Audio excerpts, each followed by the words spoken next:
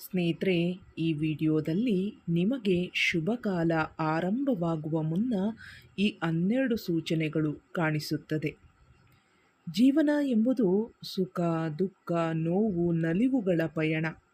ಈ ಪಯಣದಲ್ಲಿ ನಾವು ಎಲ್ಲವನ್ನ ಜಯಿಸಿ ಮುಂದೆ ಸಾಗಲೇಬೇಕು. ಇದಕ್ಕೆ ಜೊತೆಯಾಗಿ ನಿಲ್ಲುವುದು ನಮ್ಮ ಸಮಯ. ಆ ಸಮಯವೇ ಕೆಟ್ಟದಾಗಿದ್ದಾಗ ನಾವು ಎಷ್ಟೇ ಪ್ರಯತ್ನ ಪಟ್ಟರೂ ಅಂದುಕೊಂಡಿದ್ದನ್ನು ಸಾಧಿಸಲು ಸಾಧ್ಯವಾಗುವುದಿಲ್ಲ. ಅದೇ ಸಮಯ ಒಳ್ಳೆಯದಾಗಿದ್ದರೆ ಸಣ್ಣ ಪುಟ್ಟ ಕೆಲಸ ಕಾರ್ಯಗಳಲ್ಲಿ ನಮಗೆ ದೊಡ್ಡ ಮಟ್ಟದ ಫಲವನ್ನು ನೀಡುತ್ತವೆ. ಅದೇ ರೀತಿ ನಮ್ಮ ಜೀವನದಲ್ಲಿ ಒಳ್ಳೆಯ ಸಮಯ ಆರಂಭವಾಗುವ ಮುನ್ನ ಯಾವೆಲ್ಲ ಸೂಚನೆಗಳಿರುತ್ತವೆ ಗೊತ್ತಾ? ಈ ಎಲ್ಲ ಸೂಚನೆಗಳಿದ್ದರೆ ನಿಮಗೆ ಅದೃಷ್ಟ ಬರುವುದು ಎಂದರ್ಥ. ಇದರ ಬಗ್ಗೆ ನಾನು ಇವತ್ತಿನ ಈ ವಿಡಿಯೋದಲ್ಲಿ ತಿಳಿಸ್ಕೊಡ್ತೀನಿ ಸ್ನೇಹಿತರೆ. ವಿಡಿಯೋವನ್ನು ಪೂರ್ತಿಯಾಗಿ ನೋಡಿ. ಈ ವಿಡಿಯೋ ನಿಮಗೆ ಉಪಯುಕ್ತವಾಗಿದ್ದರೆ ವಿಡಿಯೋಗೆ ಲೈಕ್ ಕೊಟ್ಟು ಹೊಸಬರಾಗಿದ್ದರೆ ಸಬ್ಸ್ಕ್ರೈಬ್ ಮಾಡಿಕೊಳ್ಳಿ. ನಮ್ಮ ಜೀವನದಲ್ಲಿ ಏರಿಳಿತಗಳು ಹೇಗೆ ಸಾಮಾನ್ಯವಾಗಿರುತ್ತದೆಯೋ ಹಾಗೆ ನಮ್ಮ ಸಮಯವು ಕೆಲವೊಮ್ಮೆ ಶುಭ ಫಲವನ್ನು ನೀಡಿದರೆ ಕೆಲವೊಮ್ಮೆ ಅಶುಭ ಫಲಗಳನ್ನು ನೀಡುತ್ತದೆ. ಇದಕ್ಕೆ ಸಂಬಂಧಿಸಿದಂತೆ ನಮ್ಮ ಪೂರ್ವಜರು ಈ ಮಾತನ್ನು ಹೇಳುತ್ತಾರೆ. ನಮ್ಮ ಸಮಯ ಚೆನ್ನಾಗಿದ್ದರೆ ಮಣ್ಣು ಮುಟ್ಟಿದರೂ ಸಹ ಅದು ಚಿನ್ನವಾಗುತ್ತದೆ. ಆದರೆ ನಮ್ಮ ಸಮಯ ಕೆಟ್ಟದಿದ್ದರೆ ಒಂಟೆಯ ಮೇಲೆ ಕುಳಿತರೂ ನಾಯಿ ಕಚ್ಚುತ್ತದೆ ಎನ್ನುತ್ತಾರೆ. ಸಮಯ ಯಾವಾಗಲೂ ಒಂದೇ ರೀತಿ ಇರುವುದಿಲ್ಲ.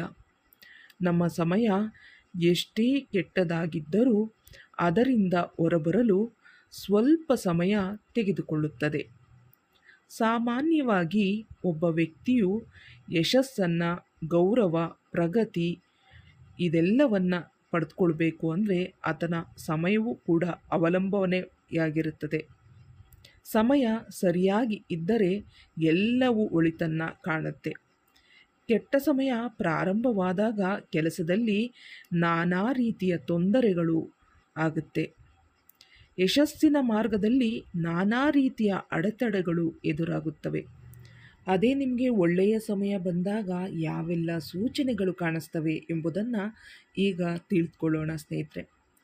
ರಸ್ತೆಯಲ್ಲಿ ನಡೆದು ಸಾಗುವಾಗ ನಿಮಗೆ ಹಣ ದೊರೆತರೆ, ನೀವು ಎಲ್ಲಿಗಾದರೂ ಹೊರಟಾಗ ಅಥವಾ ನೀವು ಹೋಗುವ ದಾರಿ ಮಧ್ಯದಲ್ಲಿ ನಿಮಗೆ ಹಣ ಸಿಕ್ಕರೆ ಅದು ನಿಮ್ಮ ಒಳ್ಳೆಯ ಸಮಯ ಪ್ರಾರಂಭವಾಗಲಿದೆ ಎಂಬುದರ ಸೂಚನೆ. ಹೀಗೆ ಅಚಾನಕ್ಕಾಗಿ ಹಣ ಸಿಗುವ ಲಕ್ಷಣ ಏನಿದೆ ನೋಡಿ, ಇದು ಲಕ್ಷ್ಮಿಯ ಕೃಪೆಯ ಸಂಕೇತ. ಆದ್ದರಿಂದ ನಿಮ್ಮ ಆರ್ಥಿಕ ಸ್ಥಿತಿಯು ಮೊದಲಿಗಿಂತಲೂ ತುಂಬ ಚೆನ್ನಾಗಿರುತ್ತದೆ ಎಂಬುದರ ಅರ್ಥವನ್ನು ಸೂಚಿಸುತ್ತೆ. ಇನ್ನು ಎರಡನೆಯ ಸೂಚನೆ ಏನೆಂದರೆ ಗುಬ್ಬಚ್ಚಿಗಳ ಕಲರವ. ನಿಮ್ಮ ಮನೆಯ ಅಂಗಳದಲ್ಲಿ ಗುಬ್ಬಚ್ಚಿಗಳ ಕಲರವ ಶುರುವಾದರೆ ಅಂದರೆ ಕಲರವ ಮಾಡಲು ಪ್ರಾರಂಭಿಸಿದರೆ ಒಳ್ಳೆಯ ಸಮಯ ಪ್ರಾರಂಭವಾಗಲಿದೆ ಎಂಬುದು ಅರ್ಥ. ನೀವು ಈ ಗುಬ್ಬಚ್ಚಿಗಳಿಗೆ ಕಾಳುಗಳು ಮತ್ತು ನೀರನ್ನು ಇಡುವುದರಿಂದನೂ ಕೂಡ ನಿಮಗೆ ಇನ್ನಷ್ಟು ಅದೃಷ್ಟ ಕೂಡಿ ಬರುತ್ತೆ. ಹಾಗೆ ನೀರಿನ ಬಿಂದಿಗೆ.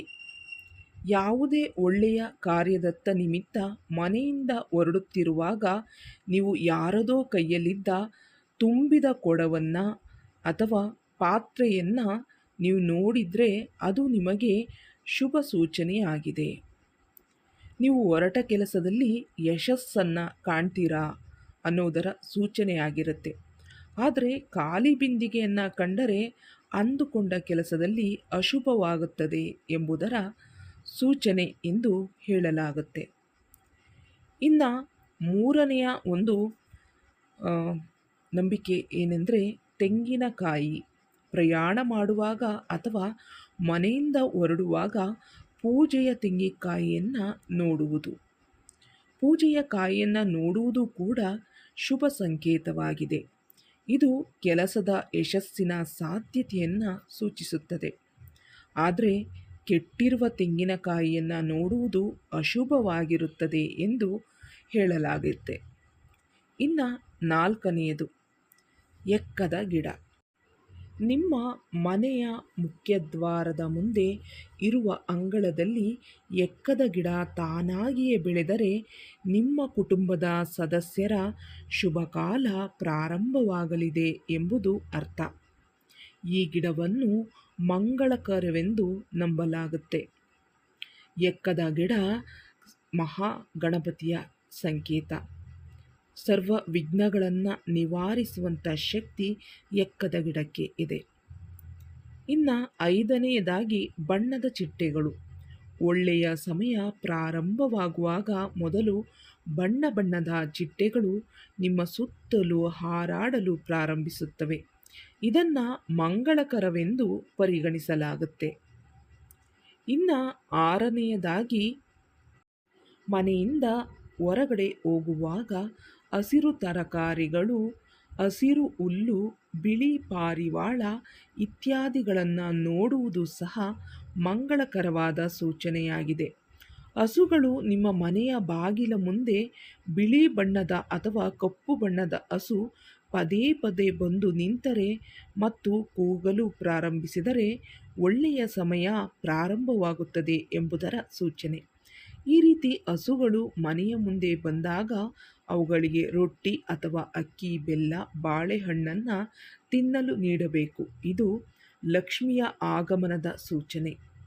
ಬೆಕ್ಕುಗಳು ನಿಮ್ಮ ಮನೆಯಲ್ಲಿ ಮರಿಯನ್ನು ಹಾಕಿದರೆ ಮುಂದೆ ಬರುವ ದಿನಗಳಲ್ಲಿ ತುಂಬ ಶುಭವಾಗುತ್ತೆ.